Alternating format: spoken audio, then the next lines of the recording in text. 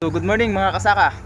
Maraming nagtatanong ngayon na kung bakit ano daw yung ginagamit ko na pang hoppers at saka pang stem borer. So ipapakita ko sa inyo ngayon kung ano ang ginagamit ko. Ayan. Ang stem borer naman yung ating problema. Ang ginagamit ko nga pala na gamot ay itong Bertaco. Ayan. So ang tamang paggamit po nito ay isang sachet sa isang sprayer or 16 liter na tubig. So itong Bertaco na to, yung paraan ng paggamit ko nito ay tunawin ko muna siya bago ko siya nilalagay sa sprayer. Kasi para ma-dissolve muna yung mismong gamot niya. Yan, kasi ito granular po ang ano nito, ang laman po nito. So yung para naman sa mga hoppers, ng brown plant hoppers, so ito naman ang ginagamit ko, ang chest. Yan. So sa chest po, isang sachet din po nito sa isang sprayer. So bali ang ginagawa ko dito ay isa-isang sprayhan dahil mayroon po ako naobserbahan na mga hoppers, stem borer. So ang ginamit ko ay ito ng dalawa. Itong Bertaco at saka chest.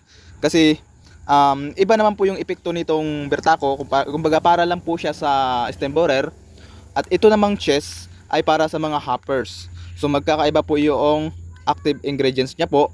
Kaya pinaghalo ko naman po ito. So advisable naman na pwede itong haluin, itong dalawa na to. So ayan, dahil gusto ko makaiwas sa mga sakit, mga diseases, ay naglagay na rin ako ng Armory. So ang Armory ay, ang paraan ng paggamit ko nito ay isang takip nito or 25 ml sa isang sprayer naman. So inhalo ko naman itong Armory dito sa insecticide. So ang Armory ay hindi naman siya copper based, kaya okay lang kapag paghaluin po yung chest, Bertaco at saka Armory. So ito, ang paraan ng pag-spray ko nito ay early in the morning, late in the afternoon. So mga bandang tanghali ay hindi na ako nag-i-spray. So ganito lang ginawa ko. Tinutunaw ko muna yung gamot bago ko inilagay sa sprayer. So dahil meron ako mga empty bottles, so nilalagay ko muna siya dito. Ayan.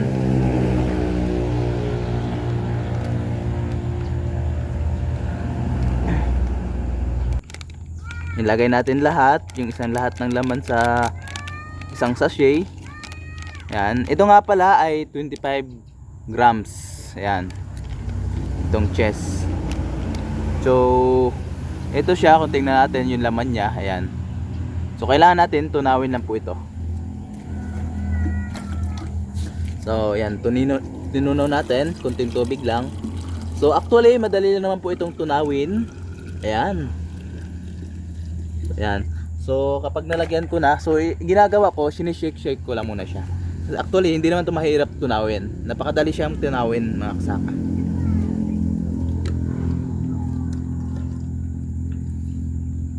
So ayan, after ma-dissolve po, so ayan.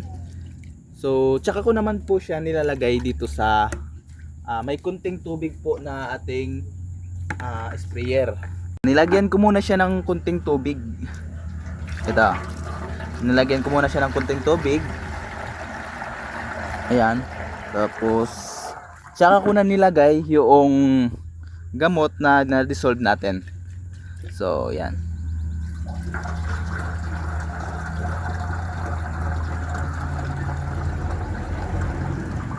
So hindi ko muna inubos kasi may mga kunting mga natira pa na hindi pa na-dissolve or natunaw. Kaya nilagyan ko ulit siya ng tubig. Yan. Kunting tubig lang para ma-shake ko siya sa loob. After naman po niyan ay tsaka ko naman po nilagay itoong Bertaco. So siyempre kailangan din natin muna siyang i-dissolve dito. Ayan. Bago nga pala tayo gagawa ng mga ganitong paghalo ng insecticide, pag-spray, so siguraduhin natin yung 5 golden rules. So dapat kompleto yung ating PPE. Unang-una yung face mask, boots, helmet, gloves, or etc. Para maisiguro natin yung ating kaligtasan. Ayan. After naman po nyan ay tsaka ko naman po nilagay itoong Bertaco. So, siyempre, kailangan din natin muna siyang i-dissolve dito. Ayan. Pagkatapos na tunaw, tsaka naman po natin siya ilagay dito sa lagayan. Ayan. So, may tundag. Tingnan nyo po mga kasaka. May natitira. Kaya kailangan natin i-mix muna talaga para balanse yung gamot ng ating in-spray.